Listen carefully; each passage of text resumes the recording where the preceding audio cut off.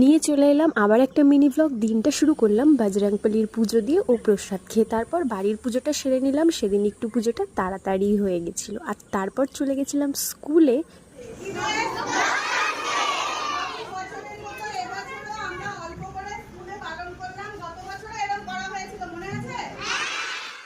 দিনটা ছিল doctors day, তো সেই দিন স্কুলে ছোট্ট করে একটা অনুষ্ঠানের আয়োজন হয়েছিল তাকে সম্মান জানানোর জন্য। ছোট ছোট বাচ্চারা ভীষণ উৎসাহী ছিল এটার জন্য। 1948 সালে বিধানচন্দ্র রায় পশ্চিমবঙ্গের মুখ্যমন্ত্রী হিসেবে দায়িত্ব নেন। তার আমলে স্থাপিত হয় চিত্তরঞ্জন ক্যান্সার হাসপাতাল, কলকাতা এমার্জেন্সি হাসপাতাল, দমদম, দুর্গাপুর, কাঁচরাপাড়া ইত্যাদি নতুন শহর পরিকল্পনা। তারপর বাড়ি এসে মা মেখেছিল সাবু, সেটাই খেয়ে নিলাম। আর দেখো এদিকে শুরু হয়ে গেছে আবার বৃষ্টি।